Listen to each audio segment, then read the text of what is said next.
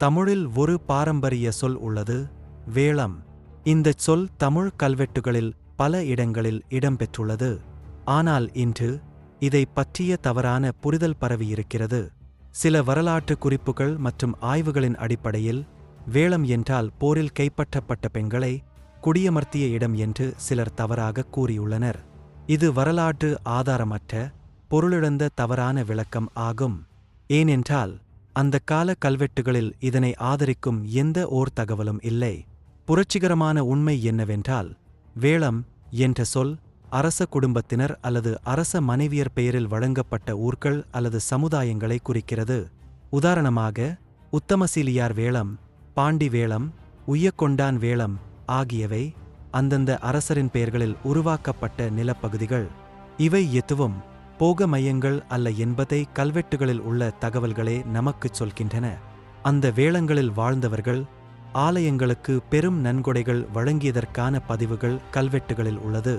உதாரணமாக, எழுவத்தூர் வேளத்தைச் சேர்ந்த பெண்டாட்டி வரகுணன் சேனாதிபதியுடன் இணைந்து ஒரு கோவிலுக்கு 12 மாடுகளை நன்கொடையாக வழங்கினார். அதே கல்வெட்டில் ராஜராஜ சோழன் 42 மாடுகளை நன்கொடையாக வழங்கியதும் வரகுணன் தனக்கெனவே 6 மாடுகளைப் பெற்றிருந்ததும் குறிப்பிடப்பட்டுள்ளது.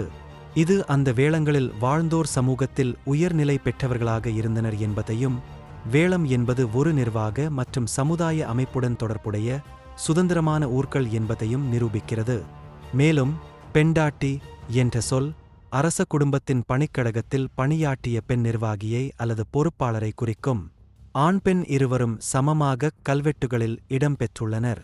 இது அந்தக் காலத்தில் பெண்களும் சமூக மற்றும் மத நடவடிக்கைகளில் முக்கிய பங்காற்றினர் என்பதையும் காட்டுகிறது. ஒரு மொழியின் சொற்கள் அதன் இனத்தையும் பண்பாட்டையும் பிரதிபலிக்கின்றன. வேளம் போன்ற சொற்கள் வரலாற்றுத் தரவுகளால் பாதுகாக்கப்பட்ட முக்கிய அடையாளங்கள். இதுபோன்ற சொற்களை தவறாக புரிந்து கொண்டு பரப்புவது நமது அடையாளத்தை மறைக்கும் முயற்சியே ஆகும். அதனால் வரலாற்றை அறிவோம், உண்மையை உணர்வோம்.